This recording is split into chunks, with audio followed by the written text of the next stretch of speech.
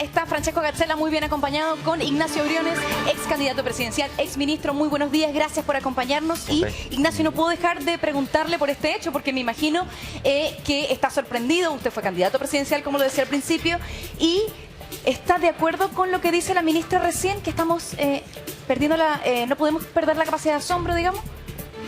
Nunca en un tema tan importante para la ciudadanía. La seguridad es fundamental, así lo muestran todas las encuestas. Y bueno, ustedes lo plantean, habrá que ver la información oficial de esto, pero si la hipótesis que tú sugerías de que esto es un ajusticiamiento a un policía que estaba persiguiendo un delito, estamos, director de la PDI por lo demás, estamos en otro plano, estamos entrando en otro plano, así es como uno lo ve en las películas de mafiosos y narcotraficantes, ¿no? Entonces, ojo, este es un tema crucial, no se nos puede ir de las manos. Ahora, perdón, Ignacio, ¿cómo están?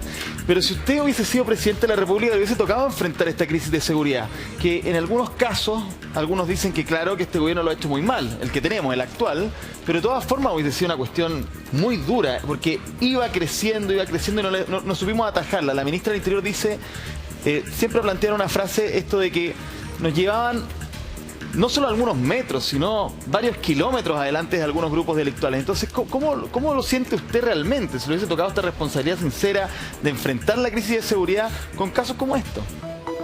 Bueno, acá hay que partir diciendo que no hay bala de plata, que no hay solución mágica. Creo que lo peor que puede hacer cualquier gobierno es prometer soluciones mágicas, porque eso es populismo, mentir a la gente. Estos son procesos lentos, implica una reforma de las policías, un fortalecimiento de la inteligencia, un trabajo con la Fiscalía, con la Justicia, hay reformas legales en ciernes, y también requiere una coherencia en la conducta respecto a la condena de la violencia en todo plano, porque una cosa lleva a la otra, una cosa contamina a la otra. Cuando uno es condescendiente con la violencia en un plano y la justifica, bueno, evidentemente eso entrega señales contradictorias a los propios delincuentes. Entonces, acá hay que tener una línea muy clara, muy enérgica contra la violencia, pero señalar que acá no hay bala de plata. Esta es una pega larga, difícil, en la cual estamos muy atrasados en inteligencia, en la forma como no es política de Estado. Exactamente. Bueno, mire, hay una comisión para reformar Carabineros, ¿se acuerda usted? Esa comisión entiendo que sigue funcionando, pero parece que ha operado poco. Entonces, esto hay que ponerle mucha atención, mucho sentido de Estado, como tú dices, y no tratar de sacar dividendos políticos, porque yo creo que lo que convoca a los chilenos es que el problema se resuelva. Esto no es una pelea de izquierda-derecha. Tiene que resolverse y deberíamos estar todos de acuerdo. O sea, no debiera ser. No debiera ser. Deberíamos estar todos de acuerdo que a las policías hay que fortalecerla, hay que respetarla, hay que validarla en el último legítimo de la fuerza que le confiere la Constitución. Y a los delincuentes hay que sancionarlo con dureza, y nunca ser ambiguo respecto a tolerar la violencia, que es un cáncer que yo creo que se nos ha enquistado en nuestro país muchos planes. A propósito de esa unidad consultiva o comisión de reforma de Carabineros, que es parte de lo que se discute en esta famosa mesa, pero que no avanza, hay una entrevista hoy día en La Tercera de Ronald Van der Bert, que es parte de los integrantes que fue nominado por Sebastián Piñera primero, pero se mantuvo en la comisión después con Gabriel Boric, que dice que se han juntado 2 veces a sesionar. 2 veces en 10 meses, y plantea además lo siguiente, que primero que nada no está la PDI en esa reunión. Entonces, si la gran reforma también es para separar funciones, no ver en lo que hacen lo mismo, o de alguna manera esto de los sistemas, los software, la unidad de los datos, no está la PDI. ¿Pero por qué no está la PDI? No está la PDI. Y esta persona ha dicho que le han pedido al presidente Boric que integre la PDI, que agreguen a la PDI. Y por alguna razón dicen, no, la PDI quizás más adelante, pero ahora solo esto en Carabineros. Y además, dice esta persona, que insisto, entrevistado hoy día en La Tercera por si les interesa, dice que también hay un problema con Carabineros dentro de la comisión, porque no están priorizando, y hace una crítica durísima, lo que realmente importa, comillas. Dice él, no solo por tener buenos números en encuestas, que es cierto, hoy por hoy más del 70% aprueba en algunas encuestas de Carabineros.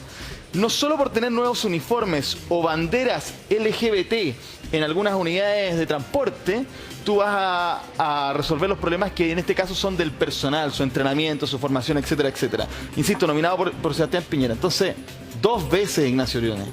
Bueno, mire que le diga, hay que tomarse con mucha seriedad este tema, porque es el tema más importante para la ciudadanía, con una sensación de que se desbordó. Que afecta al día a día, o sea, la inseguridad de no poder caminar en la calle, de no salir a caminar en la noche, que tus hijos no puedan estar en en la calle, en la vereda, jugando a la pelota como corresponde. ¿Usted lo siente personalmente? ¿Siente esas limitaciones, esa inseguridad?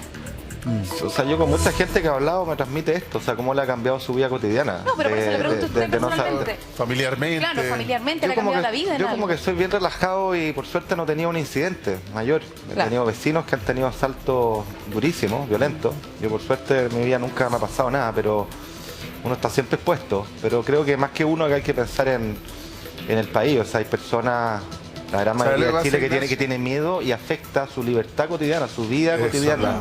su día a día, su forma de trabajar, a qué hora vuelve a la casa. Afecta a la economía también, ojo. Porque hay turnos que antes se hacían, nocturnos, que ahora no se hacen porque la gente ¿Los no quiere restaurantes? trabajar. Los restaurantes cierran más temprano. Por temor. ¿No? Las El transporte portuario, por ejemplo, hay turnos nocturnos que antes los camiones hacían, hoy día no los quieren hacer por miedo a que los asalten. Y así suma y sigue. Entonces, esto tiene consecuencias muy potentes para la sociedad, en su día a día, en su vida cotidiana, que es lo fundamental, y también económica. ¿Sabes, Ignacio? Mi interrupción o mi comentario que quería hacer entre medio de lo que tú estabas diciendo tiene que ver con que, y la pregunta que te hacía Ana María, si es que tú lo has vivido o cómo es tu sensación, pasa porque la sensación de la gente está. Se vive en la encuesta, se vive en la calle, se vive en los turnos de los restaurantes, del comercio, se vive en todo tipo de esferas. Pero muchas veces uno dice, bueno, y esto, porque muchas veces los políticos dicen en abstracto, la gente está preocupada, lo dicen en abstracto, no lo dicen, digamos, desde el sentimiento propio. Entonces,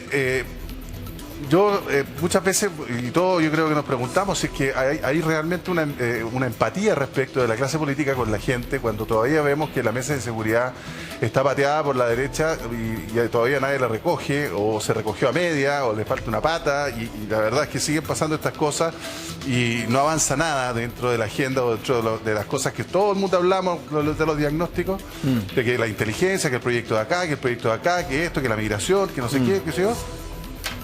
Pero eso queda ahí. Tenemos que hablar contigo de eso, pero también queremos hablar contigo de educación. Pero vamos a hacer un breve corte y ya regresamos con Ignacio Briones acá para esta mesa de debate. Exactamente, y veníamos conversando sobre esta crisis de seguridad. Ignacio, nosotros ayer también desarrollábamos el tema con respecto a que los puntos donde más bajó la aprobación del presidente o creció la desaprobación es justamente por hitos políticos relacionados a los temas de seguridad. Crisis que tuvo la primera ministra del Interior del presidente, que fue Isquia Siche, y otros momentos más, entre otros, pero son los más contundentes. Es decir, las personas nos están diciendo hace rato que este es el tema que más les importa, pero por el que más le cobran la palabra, digamos, a los políticos. ¿Qué hacemos? Pongámonos desde el punto de vista también un poquito más propositivo, porque el gobierno sí ha propuesto en el presupuesto más plata, está el tema a la mesa, esta comisión que se juntan 2 veces. O sea, acá yo creo que el tema central, y la gente que nos ve, yo creo que lo sabe, lo ve en el día a día, es que tenemos un debate político hace mucho tiempo de muy mala calidad. Vemos todos los días los políticos peleándose y la ciudadanía siente que no abordan los temas que son prioritarios. El de la delincuencia y la seguridad, el número 1 hace rato. Educación, que espero que hablemos, es otro. Y claro, está bien que haya diferencias, pero eso no puede llevar a que sea un permanente choque, un permanente enfrentamiento que se requiere en acuerdos. Y los acuerdos necesitan un baile que se baila de dos. ¿Ah? Entonces tampoco es cierto que nadie está obligado a lo imposible, se requiere que el gobierno dé gestos, haga gestos que sean contundentes. Creo que el tema de los indultos no hay 2 lecturas, que fue una muy mala señal que lleva a la oposición a bajarse de la mesa. Yo estoy seguro que van a volver a esa mesa, porque la seguridad hay que ponerla en primer lugar, y acá el gobierno tiene que aprobar leyes que en el pasado rechazó y que ya fue, pero ahora la pregunta es ¿qué hacemos para adelante? Lo mismo que vamos a hablar en educación, ya fue, ya generamos un terremoto por el cierre de escuelas, ¿qué hacemos para adelante? Pongámonos de acuerdo, yo creo que ese es el llamado, eso es lo que los chilenos esperan. Ignacio, usted se ha reunido con el presidente, desde diciembre entiendo que se han reunido justamente por temas de educación. Quería saber si abordó usted este tema con él, además de la educación. Hablaron de seguridad, ¿cómo lo ve usted a él en este punto? No, la verdad es que el tema educacional y lo que llamamos el terremoto educacional, producto del cierre de escuelas en Chile durante la pandemia, que fue uno de los más prolongados en el mundo. Eso genera un verdadero terremoto en términos de pérdida de aprendizaje que si no la recuperamos y no hacemos lo imposible por recuperarla va a tener costos gigantescos futuros. Sí. Socioemocional. Pero le pregunto si hablaron de inseguridad porque No, el tema de la deserción también puede influir en la delincuencia. Claro que sí. Y a eso voy. O sea, yo he sido súper catete en esto hace mucho, mucho tiempo junto con otras personas. Y producto de eso, yo en algún momento le escribí al presidente, le dije, estoy preocupado porque este es un tema gigante, el del terremoto educacional, y veo que se está haciendo nada. Él tomó nota, me junté con el ministro de Educación, finalmente me recibió, le llevé propuestas y luego el presidente me invitó a La Moneda a hablar con él, pero hablamos solo de este tema. Y yo la verdad es que me gustaría hablar solo de este tema. Si quieren podemos hablar también un poquito de economía, en mi área de expertise. Pero a mí me parece que esta es una prioridad fundamental de Chile. Así como hablábamos de seguridad, que tiene que ser una prioridad del hoy, que es contingente, la gente lo reclama, lo sufre a diario en su día a día, pensando en el futuro de nuestro país, ¿qué cosa más importante que la educación de millones de chicos que sufrieron un daño gigantesco, producto de nuestra irresponsabilidad como país, de haber cerrado las escuelas mucho más tiempo del que era necesario? Entonces, quizá última patita por el tema de seguridad, porque sí tiene que ver con economía.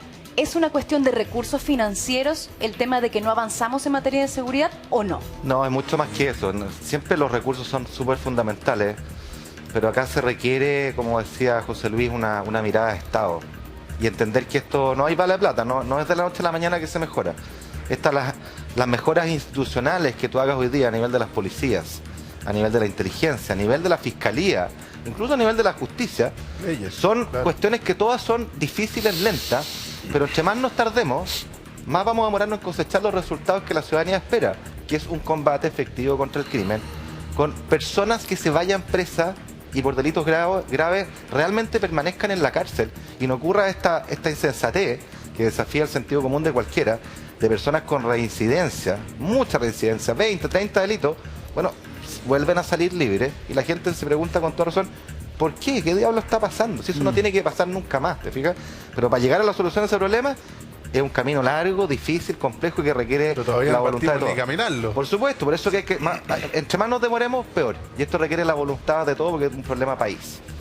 Ahora, el tema educacional, tú estabas hablando y estabas mirando una cifra, además que el tema educacional no solamente es la escolaridad que han perdido los niños, o sea, que es lo fundamental, digamos, pero sino que además la brecha se amplía aún más. Esta brecha que tanto luchamos por acortarla, que la prueba SIMS, los colegios municipales, los subvencionados, los privados, la diferencia, ¿cómo lo hacemos? Fortalezcamos la educación pública y todo.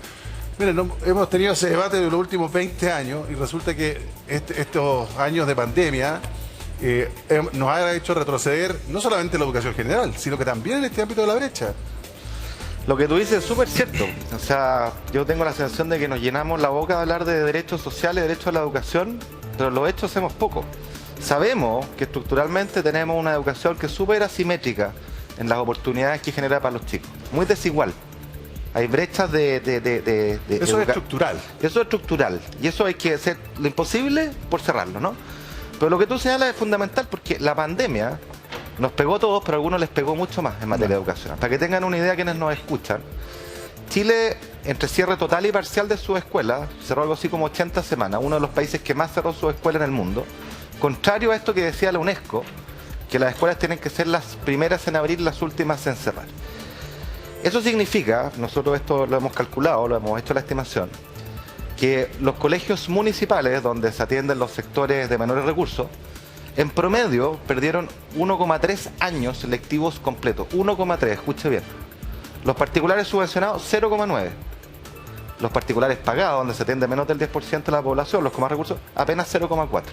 Ahí tienes una brecha gigantesca. En todo hubo un daño. Pero en el 90% de la población de Chile, que son todos los alumnos que no están en los particulares pagados, el daño está entre 1 año y 1,3 años. Eso es gigantesco. Y si no nos hacemos cargo... significa de clases, de conocimiento. Y acá... Bueno, en la misma PAES ahora los resultados son también súper preocupantes porque en los puntajes nacionales solamente hubo 2 colegios municipales y ninguno emblemático. O sea, nuestra educación, los colegios emblemáticos era como un orgullo también para los chilenos. Es tremendo lo que ha pasado con la educación. Pero mire, a propósito de la convocatoria que hizo el presidente de la República y el ministro de Educación a este Consejo de Reactivación Educativa, donde a mí me convocaron y yo acepté con mucho gusto esa invitación porque creo que este es un deber país. Esto de nuevo es como del tipo de temas que no pueden ser de la pelea izquierda-derecha. O sea, ¿qué más cosa más importante que el futuro de nuestros niños? Ignacio, disculpa que te haga este paréntesis, pero lamentablemente sí fue. Porque Sí fue. sí fue. Sí Porque fue. hubo, recordemos que, a ver, me da lo mismo, yo sé que me van a llegar críticas por lo que voy a decir, pero el Colegio de Profesores fue un gran opositor a la reapertura de colegios.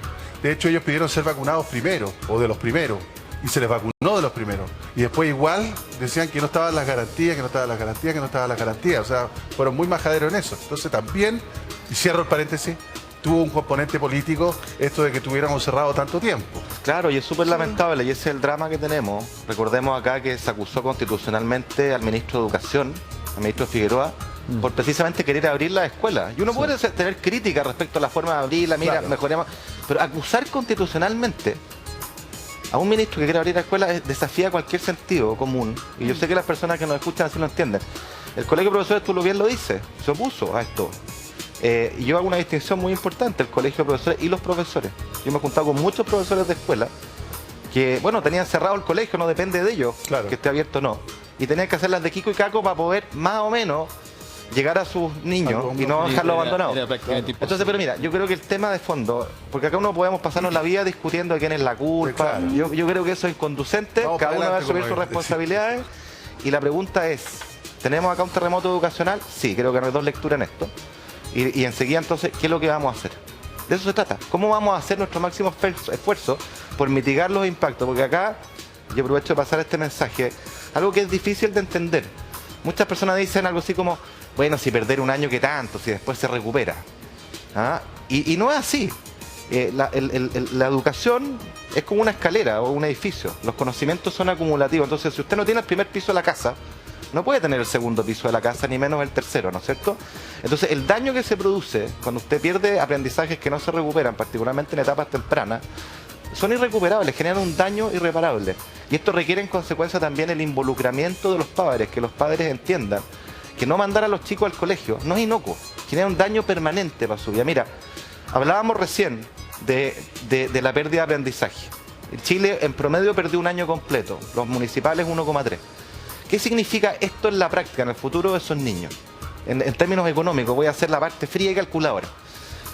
Acá hay mucha evidencia que muestra que un año de educación perdida, si tú no lo recuperas, significa algo así como un 10% de menores ingresos para siempre. Para esa persona. Para esa persona. Es decir, esto es como, señora, señor, si cuando su hijo, que perdió el año, si no se recupera ese año, vaya a trabajar, vaya a iniciar su vida laboral, es como que todos los meses le quitaran un 10% de su sueldo sin entregarle nada a cambio.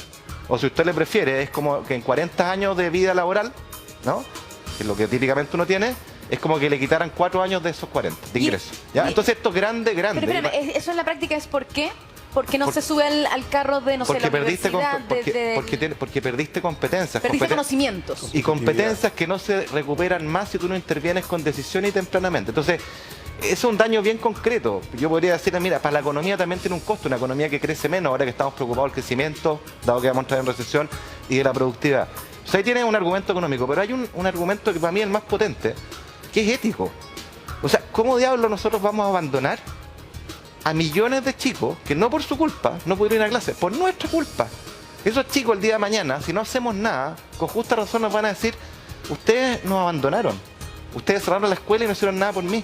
O sea, imagínate la frustración que tú engendras, la desigualdad que genera.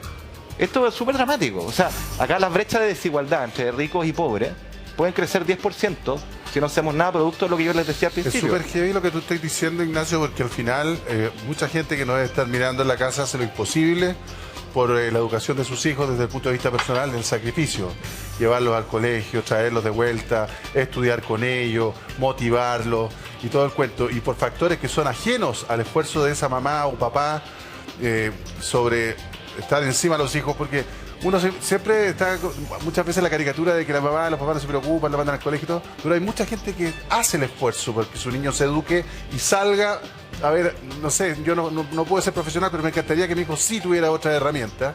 Resulta que por factores externos, ese niño y todo mi esfuerzo se ve mellado. Y es tangible, tú lo decías, en un 10%, por ponerle un número frío, pero es tangible en el futuro de ese niño. O sea, Y es tremendo. es harto, claro. O sea, que volvamos al punto. Dejo el lado lo económico. Voy a salir de mi lado economista. Ya que es súper importante. Pero acá hay que pensar que Por eso es inmoral. Una educación que no se recupera coarta los sueños, los proyectos vitales de esos millones de niños. Coarta su libertad, en definitiva. Eso es lo que está en juego. Entonces, esto requiere ponerle toda la carne a la parrilla. O sea, ¿qué cosa más importante puede haber acá que la educación de millones de chicos? Sobre todo con las brechas que hoy día ya sabemos que tenemos. Hoy no tenemos nada. Nada pensado para superar ese Hoy día problema. tenemos poco y nada. Yo creo que es muy valioso que el gobierno, y lo dijo así el presidente Boric, al informar o al convocar a este consejo, haya hecho un mea culpa, digamos. Él dijo, mira, acá no hemos hecho lo suficiente, no le hemos dado la prioridad que este asunto requiere. Me parece valioso ese reconocimiento, porque es la forma de ponerlo ahora sí como algo prioritario. Es tan poca la prioridad que se le dio. Fíjate tú que en el presupuesto de la Nación, que se discutió a fines del año pasado, que es el que rige para este año, yo mandé carta al respecto y sobre... O sea, el presupuesto entró como salió. No hubo nada para este tema. Entonces, más vale tarde que nunca. Y yo me alegro que el presidente haya tomado el pandero, haya convocado a poner esto como prioridad a través de su ministro. Y creo que tenemos que trabajar durísimo para que esto rinda fruto y no quede en una comisión más. Esto tiene que tener bajada concreta, práctica, con un plan de acción, que es lo que Ya, necesitamos. pero a esta altura, ¿usted sabe cuántas veces se va a juntar a la semana? ¿Quiénes componen completamente la comisión? Si tienen o no objetivos ya sobre la mesa, porque estábamos viendo recién el ejemplo de esta comisión por la Claro. reforma carabinero que se ha juntado 2 veces. Ese es un riesgo. En agosto fue la última. Ese es un riesgo. Mira, yo quiero decir lo siguiente. La comisión los conocía a todos los miembros, los 23. Tenemos nuestra primera sesión el otro jueves. Yo en esto voy a hacer un catete. O sea, a mí esta cuestión, este tema de verdad me obsesiona. No tengo ningún interés particular, político. Simplemente a mí, yo trabajo en la universidad hace 20 años. Estoy de vuelta en la universidad después de haber sido ministro. Y la educación a mí debe ser pocas de las cosas que más me importan, porque ahí se juega el futuro de millones de chicos. Entonces acá hay que hacer la cuestión en serio y con tutti. Con tutti. Esto requiere un plan ambicioso, con métricas, con instrumentos de medición, saber dónde estamos parados. Cuando uno tiene una enfermedad toma la temperatura, ¿no es cierto? Y diagnostica en función de la temperatura. Y acá tenemos que tomar millones de termómetros, porque la realidad es muy distinta en Santiago que en regiones, en una ciudad que en zonas rurales, en una escuela municipal, que en un particular pagado, ¿no es cierto? Tenemos que tomar la temperatura a cada uno de los chicos, saber dónde están parados, qué es lo que perdieron, y a partir de ahí ir a tomar acciones remediales con marcación Ignacio, personal, pero- uno a uno. Y solo termino con esto. Creo que en esta cruzada, la rol de ustedes es fundamental también, porque este tema es tan grande y tan difícil, pero tan importante, que ningún gobierno se la puede solo, ningún Ministerio de Educación se la puede solo. Esto tiene que tener un sentido de desafío país, una épica Pero ¿qué detrás hace que la ustedes pueden diferencia? comunicar. Pero Ignacio, ¿qué hace la diferencia? Por ejemplo, pensando ahora en las pensiones, para que hagamos una analogía, de una comisión como la que titulamos como Marcel, porque era el presidente en esa época de esa comisión, que sí logró sacar adelante una reforma, un pilar solidario, etcétera, porque no había nada antes, a una como la comisión Bravo, que te decía exactamente más o menos lo que estamos ahora, o sea, se anticipó Claro, un libro. 8 años, un libro, que es cortito, si quiere léalo, se da cuenta que nos dijeron hace rato lo que iba a pasar con las pensiones, y todavía no tenemos reforma. ¿Qué Sí. hace la diferencia que una comisión no sea una más, sino finalmente saquen adelante algo? Hay una Plan. dos grandes diferencias. Primero, yo creo que más allá de el por qué pasó esto, que cada uno tendrá que hacer su reflexión personal y su autocrítica, y yo valoro que el presidente haya hecho la suya. Creo que no existen dos lecturas que digan sí tenemos un terremoto. En parte por las cifras que les he dado, que le he contado a usted, señora, señor, que son dramáticas. O sea, de verdad, si no hacemos nada, nos vamos a arrepentir por muchos años. ¿Ya? Tenemos una coincidencia de diagnóstico. Y lo segundo, la acción, las medidas, no requieren reformas legales. Aquí no estamos discutiendo la reforma en la educación pública para el próximo 20 años. No. Estamos hablando de cómo mitigamos los efectos de esta emergencia. Entonces, esto es gestión. Pero esa gestión requiere un plan ambicioso, con métricas, poder medir dónde estamos, dónde queremos llegar y cómo le vamos haciendo seguimiento en el tiempo y cómo reportamos ese avance. Oye, en la pandemia teníamos al ministro de Salud y a la subsecretaria de Salud todos los días reportándonos el COVID. ¿Por qué no podemos imaginar algo parecido acá? No digo que todos los días, pero una vez a la semana decirle a los chilenos, mire, partimos de aquí y vamos mejorando. Aquí estamos, hoy nos caímos acá. Porque esto tenemos que hacerlo una cruzada país, ¿te fijas? Y en algún momento esto va a requerir recursos. Yo fui ministro de Hacienda. Los ministros de Hacienda, nuestra pega es ser apretado con los recursos porque hay que asignarlo a muchas cosas. Pero la asignación de recursos es siempre un tema de prioridad, igual que en cualquier hogar de los que nos escuchan. Uno tiene un presupuesto y cuando tiene una emergencia, bueno, desvía recursos que tenía para tal o cual cosa a lo que es prioritario, a lo que es una emergencia. Si para un terremoto no dudamos en poner los recursos para reconstruir una carretera, un poblado que se cayó, un hospital que se vino abajo. Bueno, ¿por qué en un terremoto educacional como este no deberíamos hacer lo mismo? Que hay que poner todos los recursos que sean necesarios para poder accionar este plan que tenemos que diseñar y poder financiarlo a la altura del desafío que tenemos, que es gigantesco. Lo primero que hay que atacar, me imagino, es la deserción. Son varios temas, son 3 temas. Qué bueno que me pregunta eso. Está el tema de la deserción, que ha aumentado. Está el tema de la inasistencia elevada, más de 15%, que también ha aumentado. Y está el tema de la brecha de aprendizaje. Nivelación. ¿Ya? Yo creo en lo Ignacio, personal, yo creo que en lo personal, perdón, yo creo que en lo personal el tema más importante, no digo que los otros no sean importantes, es este último. ¿Sabes por qué? Porque afecta a 3,5 millones de alumnos en Chile. De eso estamos hablando. Todos sufrieron algún daño de aprendizaje y socioemocional. El 90% que no está en colegios particulares pagados lo sufrió más. Y quienes están en los municipales lo sufrieron aún más. Aquí no se nos puede quedar ningún chico atrás. O sea, en el fondo, para que se entienda súper claro, un niño que hoy día está en primero medio tiene aprendizaje como si estuviera en la mitad de séptimo básico en colegio municipal. Aproximadamente. Claro, y lo que es más grave, fíjate, un niño que está en segundo básico tiene las competencias o los aprendizajes de un niño de kinder. Claro. Y eso, si tú no lo corriges, lo acompaña durante toda su vida, lo va a frustrar, va a generar impacto. Y ese es el gran volumen. Y ahí está el gran volumen, porque por ejemplo, en la deserción, se ha comentado mucho de estos 50.000 alumnos que desertaron. Pero lo que decimos menos es que en los años pre-pandemia había 40.000. O sea, creció, sí, y hay que preocuparse y es importantísimo, sin duda. La inasistencia también ha subido, gestión para que los niños vuelvan y asistan a clase, y ahí está el rol de los padres. Pero el gran problema, aquí tenemos 3,5 millones de niños que de una u otra manera por el cierre de escuelas sufrieron daño. Eso tenemos que recuperar, no nos podemos permitir fallar en esta cuestión. O sea, también es demasiado importante. También hay un daño que han sufrido los profesores. Nosotros hemos conversado con decenas de profesores durante la pandemia también, el estrés, las inseguridades que también sintieron durante la pandemia, las presiones también que sintieron y sobre todo por la inasistencia. Yo, cortito, pero mi abuela fue 33 años directora de la Escuela de la Población La Victoria, una población súper estigmatizada. Cuando los niños no iban al colegio, ella iba a las casas y tocaba las puertas y decía, ¿dónde está Pedrito? Sí. El papá estaba detenido, la mamá estaba trabajando. Hay muchos profes que hacen porque, eso, claro, se veían los niños enfrentados a situaciones muy difíciles de sus padres y los tomaba de la mano y se los llevaba a la escuela, porque tienes que estudiar. Pero claro, los profesores, ¿qué más les puedes pedir ahora si están agobiados también con todo lo que supuso la pandemia? Están con una sobrecarga laboral, estuvieron con una sobrecarga laboral enorme. Absolutamente, o sea, se requiere mucho apoyo. Los profesores son la piedra angular de esto, de la educación, la recuperación, pero no se la pueden solas. Si el día tiene 24 horas, las salas están más complicadas porque los niños vienen con daño socioemocional, el tema de la inasistencia. Entonces hay reforzamiento. Esto requiere movilizar muchos recursos humanos y financieros. Desde ya una red de mentoría muy grande, que no alcanza al profesor. Entonces hay que buscar profesionales, universitarios. ¿Por qué no personas que están jubiladas, que son profesionales, que están jubiladas, y yo estoy seguro estarían dispuestos en todas las regiones de Chile a contribuir para ayudar a que ningún niño de primero básico termine sin leer, por ejemplo? O sea, ¿cómo no vamos a ser capaces de hacer eso? Eso se puede hacer, pero requiere épica, requiere pensar en grande, y para eso es poner este tema como central para el futuro del país y para los proyectos de vida de millones. Eso es, ¿te fijas? País.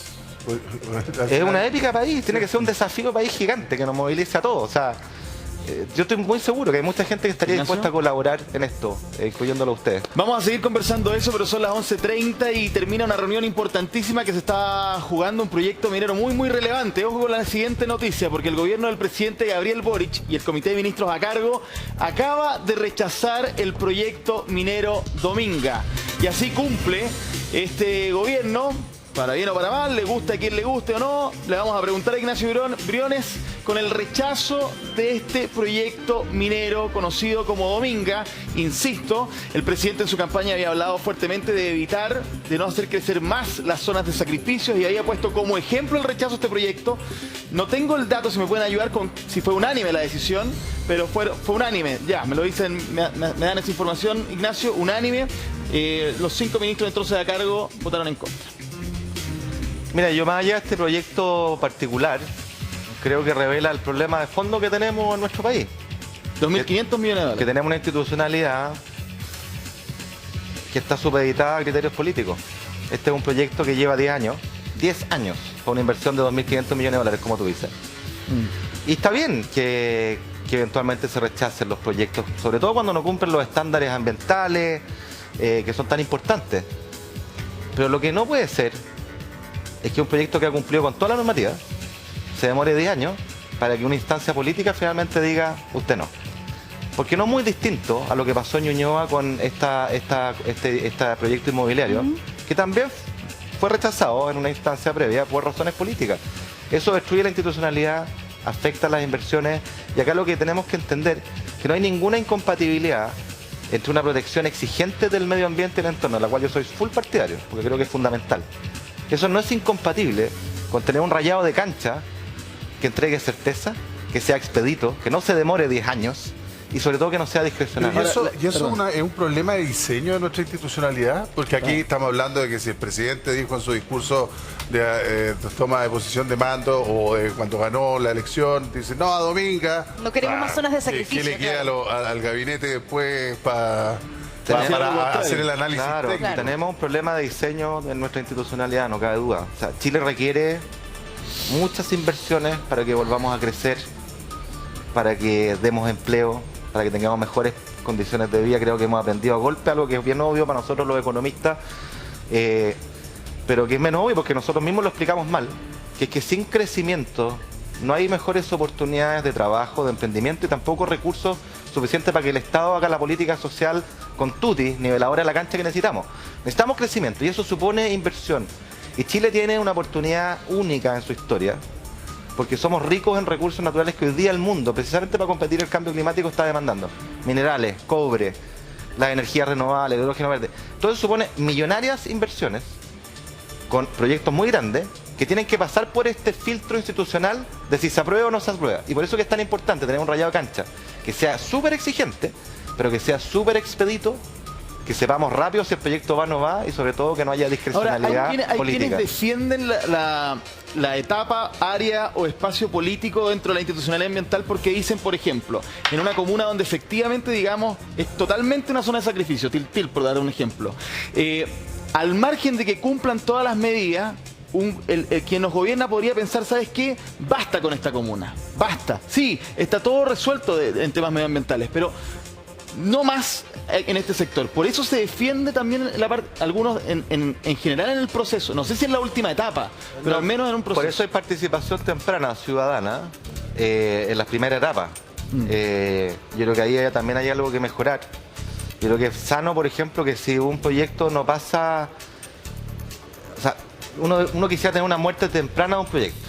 ¿Ah? De decir, oye, esto no va a aportar iguales razones, y se acabó la discusión. Pero no 10 años. Pero lo que no puede ser es que se inviertan recursos y la cuestión se demore 10 años, porque la señal que tú le das a otras inversiones con este rechazo es que acá en Chile inversiones grandes de este tipo, que pasan todas las aprobaciones ambientales, se demoran 10 años y se terminan rechazando por razones políticas. O sea, la señal es como que el Estado está prohibiendo pese a que cumple con los estándares. Yo diría que la señal es que tenemos una institucionalidad débil que no está haciendo la pega para conjugar adecuadamente la protección del medio ambiente, el respeto y el involucramiento de las comunidades con las inversiones, con las certezas, con el rayado de cancha que permita que los proyectos sepan si van o no van. ¿Y qué significa para este proyecto en particular el rechazo? Queda una etapa en la justicia. Van a la justicia, por lo tanto, de los 10 años vamos a seguir a 12, quizás llegue a 9. Porque en el segundo gobierno de Michelle Bachelet se votó este proyecto y de los 6 ministros votaron 2 en contra, 1 se abstuvo y 3 a favor de que esto se rechazara.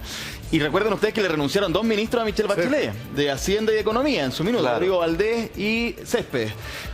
Después la Suprema lo repuso. Fueron a la Corte, primero al Tribunal Ambiental, después a la Corte Suprema, volvimos a discutir el tema. Por eso estamos en esta etapa nuevamente. Claro, Oye, esto puede empezar de nuevo. Eso es una evidencia de que la institucionalidad tiene algún problemilla. Más que un problemilla, es un problema serio. ¿Es un nuevo rayado de cancha? Por supuesto, necesitamos un nuevo rayado de cancha que sea celoso en la protección ambiental, pero que sea expedito, y que sea predecible y no discrecional. O sea, yo no tengo idea, porque a esta altura del partido O sea, yo entiendo que aquí hay una mina y que se quiere construir una línea hacia un puerto nuevo, que está a 30 kilómetros de un santuario maravilloso, que tengo la oportunidad de conocerlo.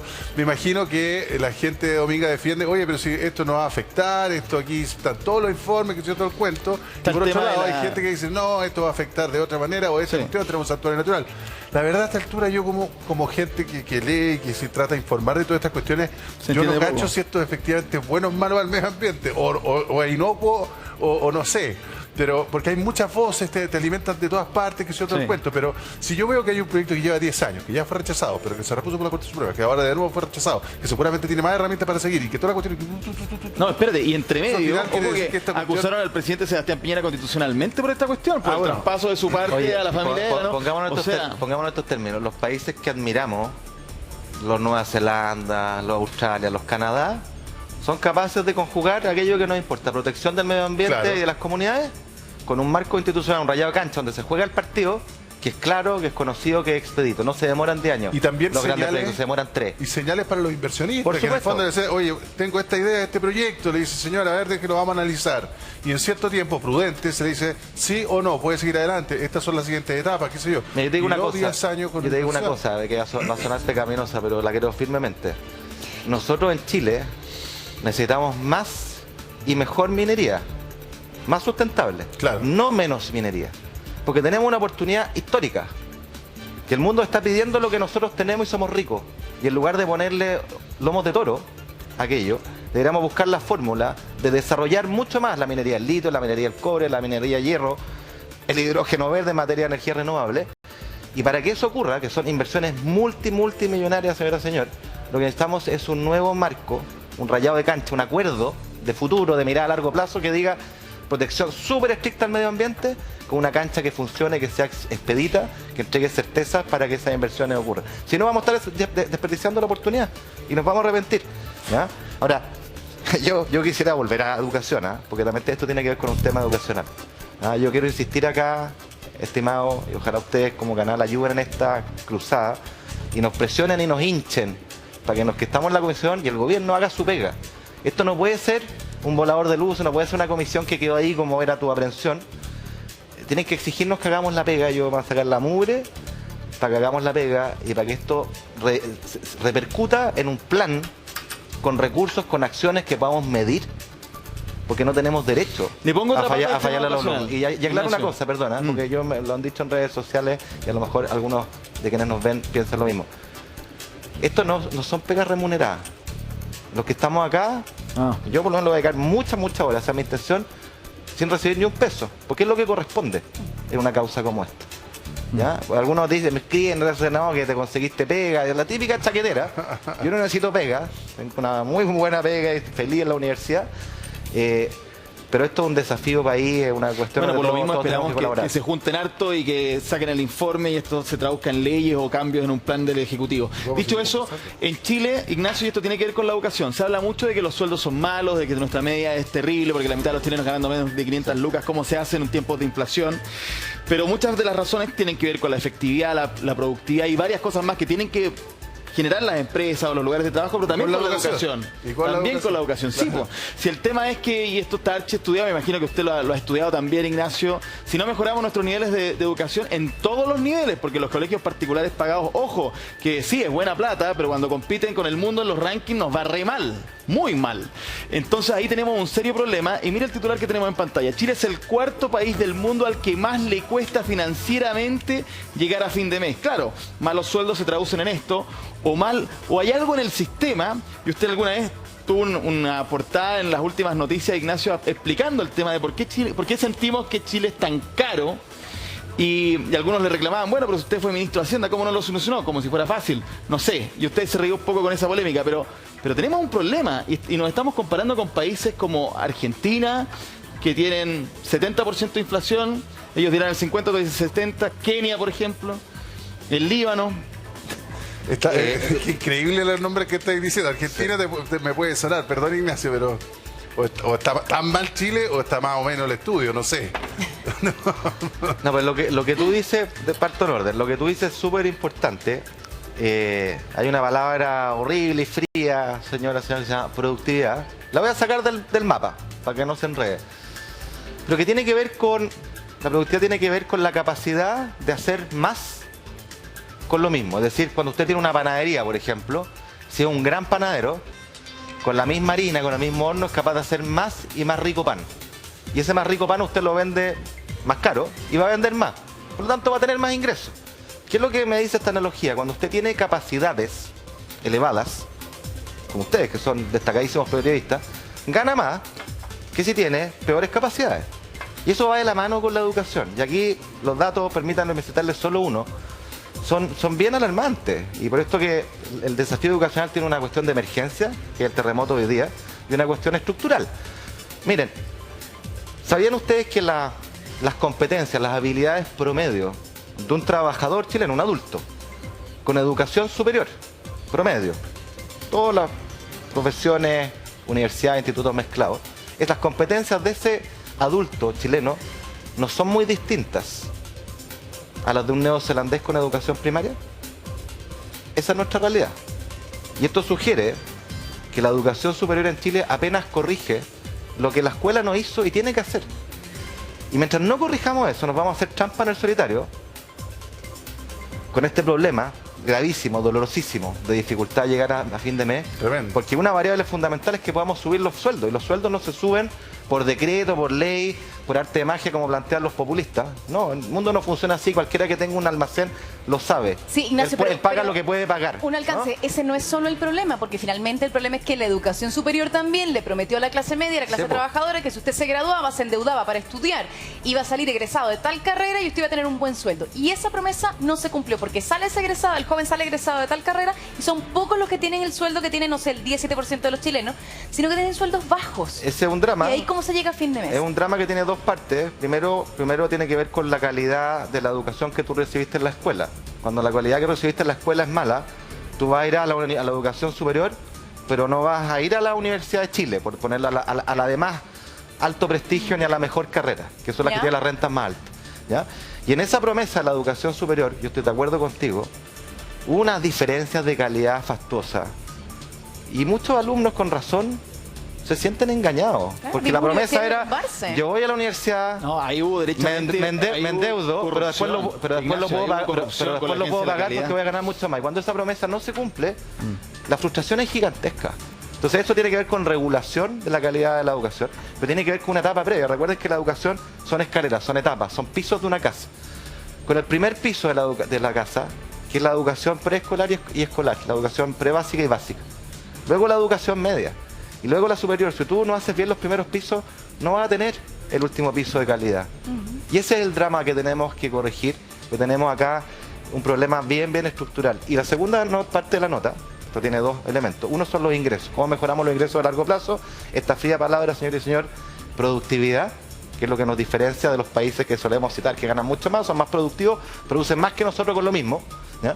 Y la segunda pata tiene que ver con que trabajan menos horas también. Y tiene que ver con los precios. No, Chile está caro en muchas cosas. Y esto es un puzzle, es un misterio en muchos aspectos. Porque efectivamente, yo alguna vez planteé, el litro de leche acá vale más caro que en el supermercado en Francia. Sí. ¿Por qué ocurre eso? Y hay varias razones. Tiene que ver con, a veces hay subsidios, pero no puede ser solo eso. Hay algo estructural que tenemos que observar, que tenemos que constatar. Y que tenemos que apoyar a la familia. Antes de entrar al precio de las cosas, pensando en los sueldos, hay quienes derechamente piensan que en Chile los empresarios o los medianos empresarios pagan malos sueldos. ¿Es verdad o no es verdad? Tenemos idea. Depende de la métrica con la que tú la mires. O sea, los sueldos que se pagan son en función de las capacidades que los trabajadores y trabajadoras tienen. Si los trabajadores tienen más capacitaciones, más competencias, más habilidades, particularmente en un mundo cambiante como el que vivimos hoy día en el siglo XXI, va a tener un mejor sueldo, y eso uno lo ve. No, pero no siempre, porque pues, si no existiese la precarización laboral, o sea, hay empresas que las ganancias van solo para arriba también. Y ese otro tema, a ver, mira, acá hay varios puntos que es bueno esclarecer para no generar eslogan. Cuando tú miras el mapa de los sueldos en Chile, ¿cuáles son las empresas que por lejos mejor pagan? Las empresas grandes. Y las que peor pagan son las chicas, cosa que uno constata en el día a día. Por supuesto. ¿Dónde están las mayores fuentes de precariedad laboral? no está en las empresas grandes. Ahí los trabajadores tienen contrato de trabajo. No necesariamente, porque ahora se están externalizando muchos trabajadores en empresas grandes. Le pongo el ejemplo de Amazon.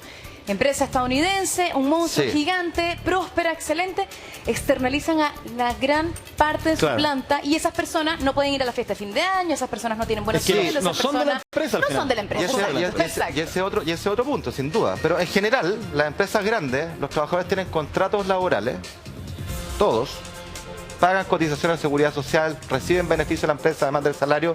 Es como gratificación, el formato al que uno le gustaría aspirar, ¿no? Claro. Y las empresas más pequeñas muchas veces son súper informales, en parte porque el propio Estado le hace difícil la pista para que se formalicen, y ese es un gran problema que tenemos en Chile. Y en parte porque, ¿sabes qué? Yo esto es algo que he pensado mucho, hicimos una propuesta cuando estaba en el ministerio a propósito del tema de la informalidad y me tocó verlo. Yo creo que en el momento que está Chile, y volviendo un poquito a esta lógica épica de la educación, yo creo que más que apuntarnos con el dedo y echar siempre la culpa al otro, tenemos que preguntarnos qué estamos haciendo nosotros para tener un mejor país. Yo te digo, a mí me da mucha rabia, cuando ustedes van a un restaurante en Chile, el 99,9% de los restaurantes en Chile, ¿saben cuál es el esquema de trabajo que tienen para su personal? El sueldo mínimo y el resto, y 2/3 del sueldo son propinas, que son completamente, ahí no hay seguridad social, esa persona no tiene un sueldo que mostrar para ser bancarizable, para poder acceder a un crédito hipotecario. Incluso rentar. Cuando ustedes van, a mí me tocó en la pandemia negociar apoyos con los taxistas. A mí, yo quedé realmente helado al constatar que la inmensa mayoría de los taxistas, los que se llaman taxistas, en realidad son dueños de autos. Tienen 1 o 2 autos, que ellos no los manejan, se los entregan a un tercero. Tienen la patente. Y le pagan, le exigen, usted me paga 20 lucas al día y arrégleselas como pueda. O sea, ese chofer de taxi tiene un accidente, perdió su pega y nadie se saca, no tiene ni siquiera seguro de accidente. Lo mismo con los choferes de bus en regiones. Entonces, acá hay una gran informalidad donde yo creo que todos tenemos que hacernos la pregunta, más que apuntar siempre al grande, que es el malo. Chuta, ¿y cómo estamos por casa? ¿Y qué puedo hacer yo para mejorar? Porque acá en este momento, si queremos más derechos sociales, yo comulgo con eso, y más seguridad social, mejor educación, mejor salud, mejores pensiones, todos tenemos que contribuir. Ignacio, ¿pero qué consecuencias vamos a enfrentar nosotros próximamente? Porque, claro, acá como el discurso siempre es, o la frase que está instalada es, no, nos cuesta llegar a fin de mes, desde el Estado, o desde el gobierno, mejor dicho, siempre vienen iniciativas para intentar ayudar a las personas. Pero estamos hablando de que no ha subido el pasaje, Transantiago no ha subido el pasaje. Los servicios básicos tampoco subieron. Ahora las ISAPRES tampoco pueden implementar los precios. Todo para cuidarle el bolsillo a las personas. Pero ¿esto en qué se traduce? Estamos fijando precios realmente, pero con con otro nombre. Y eso, ¿de qué enfrentamos entonces nosotros? ¿Cómo se ve el futuro? Claro. Deja de partir por el lado positivo.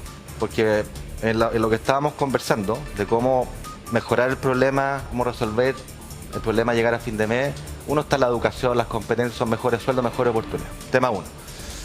Tema número 2, está naturalmente el tema del costo de la vida.